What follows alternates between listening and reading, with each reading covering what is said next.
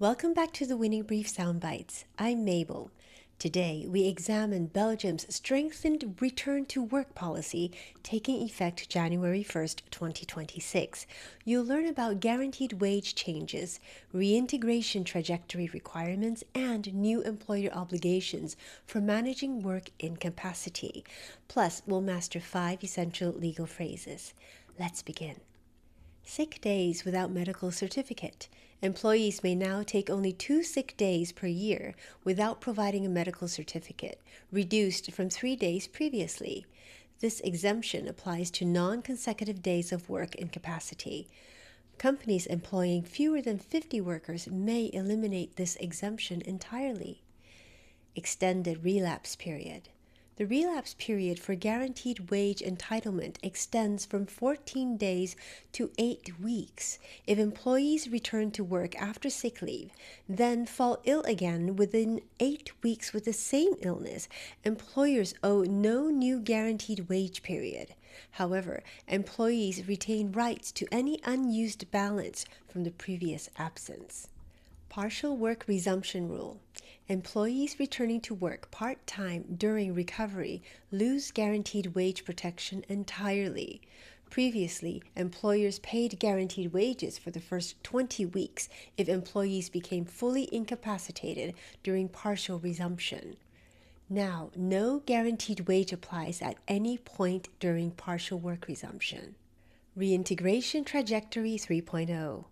After 8 weeks of work incapacity, employers must request a prevention advisor, occupational physician, to assess the employee's work potential.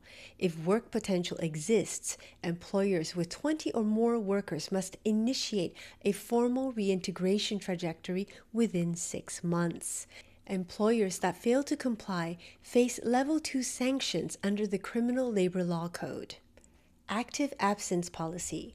Work regulations must now include procedures for maintaining contact with employees on sick leave. This policy must specify who contacts employees and how frequently. Solidarity contribution. Employers with 50 or more workers pay a 30% solidarity contribution on health insurance benefits during months 2 and 3 of employee sick leave. This contribution replaces previous sanctions for high absenteeism rates.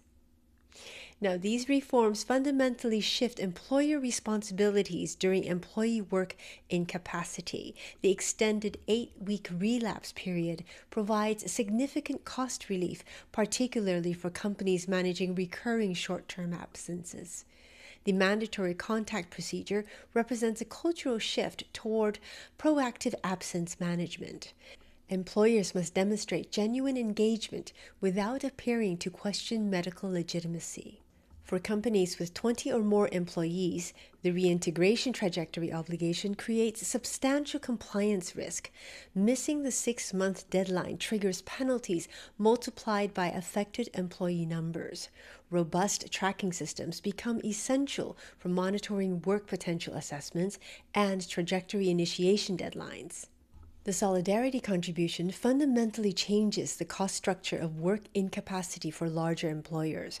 While smaller companies gain competitive advantage through exemption, organizations exceeding 50 employees face direct financial incentive to invest in prevention and early reintegration strategies. Here are 5 key legal phrases from today's commentary. 1. The mandatory contact procedure represents a cultural shift toward proactive absence management. Proactive absence management means actively engaging with absent employees to facilitate return rather than passively waiting. Repeat. The mandatory contact procedure represents a cultural shift toward proactive absence management. 2. Employers must demonstrate genuine engagement without appearing to question medical legitimacy. Question medical legitimacy refers to challenging or appearing to doubt the validity of an employee's medical condition. Repeat. Employers must demonstrate genuine engagement without appearing to question medical legitimacy. 3. The reintegration trajectory obligation creates substantial compliance risk. Substantial compliance risk describes significant exposure to penalties for failing to meet legal requirements. The reintegration trajectory obligation creates substantial compliance risk. 4. Robust tracking systems become essential for monitoring assessment deadlines.